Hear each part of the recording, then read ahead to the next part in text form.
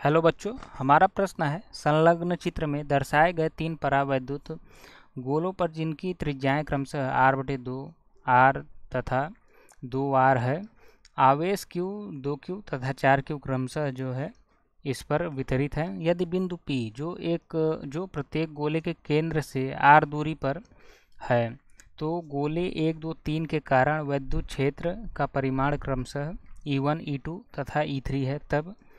तब हमसे क्या पूछ रहा है बच्चों, E1, E2 और E3 के बीच में रिलेशन पूछ रहा है।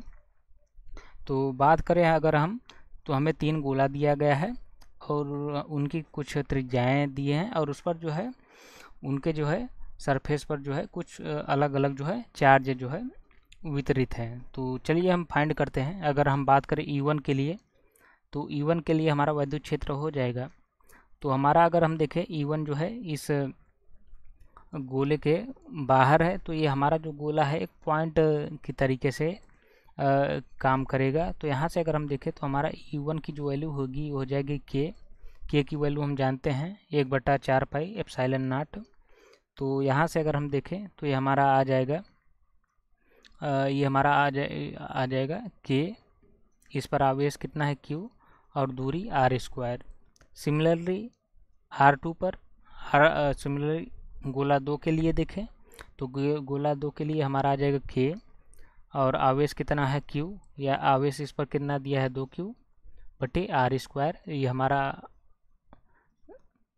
गोला 2 के लिए निकाले हैं हमने मान वैद्युत क्षेत्र का। अब हम इसी प्रकार गोला 3 के लिए देखें तो गोला 3 के लिए अगर बच्चों देखें तो यहाँ से क्या है कि वो गोले के अंदर निकाल रहा है। तो गोले के अंदर जो है अगर हम जो है वैद्युत क्षेत्र निकालते हैं, तो हम अगर बात रो की करें, रो हमारा जो है आयतन आवेश घनत्व है। तो अगर हम इसकी बात करें तो ये हमारा क्या हो जाएगा, अगर हम इसकी बात करें तो इसके फॉर्म में जो हमारा आंसर आता है r जो है गोले के अंदर जिस पॉइंट पर हम निकालते हैं, ये हमारा आ जाएगा 3 पाई एप्सिलॉन नॉट। ये हमारा अगर रो क्या होता है, रो की वैल्यू हम जानते हैं, ये होता है Q/V।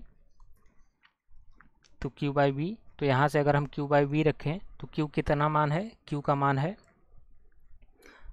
मान है बच्चों, यहाँ से देखें तो रो की वैल्यू अगर Q 4Q है इस पर गोले 3 पर, ये 4Q है, ये आ जाएगा हमारा 3 एप्सिलॉन नॉट। अब V की जगह हम देखें तो V की जगह हमें क्या रखना पड़ेगा, गोले का आयतन 4 पाई r², यानी 2r का क्यूब, ये हमारा आ गया इनटू ये r। तो ये r यानी गोले से अंदर जिस दूरी पर निकाल रहे हैं, तो ये हमारा कितना है, कैपिटल R। तो यहाँ से देखें कि हमारा गोले का आयतन 4/3 पाई r³ होता है। तो ये 3 से 3 कैंसिल हो गया। तो यहाँ से देखें 4³ अगर हम देखें तो ये 4 से ये भी 4 कट जाएगा, तो हमारा कुछ ये आ जाएगा 8 पाई एप्सिलॉन नॉट। एक r से r ये कट जाएगा तो r²।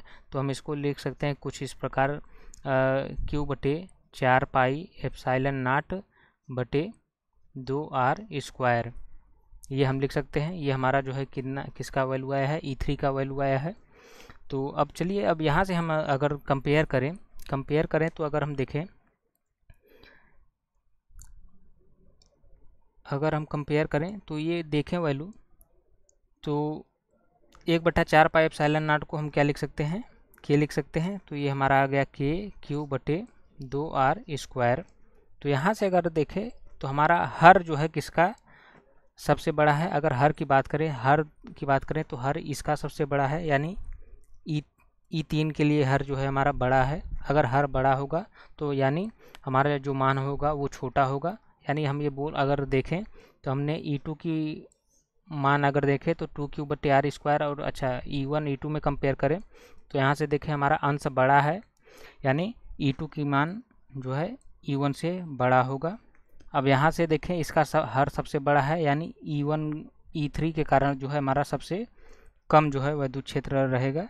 यानी जो हमारा रिलेशन बन के आएगा हमारा कुछ इस प्रकार आएगा, E2 ग्रेटर है किससे, E1 से, और E1 बड़ा है E3 से। यानी हमारा जो ऑप्शन होगा E2 E1 E3 या ऑप्शन सी जो है हमारा करेक्ट आंसर है। Thank you.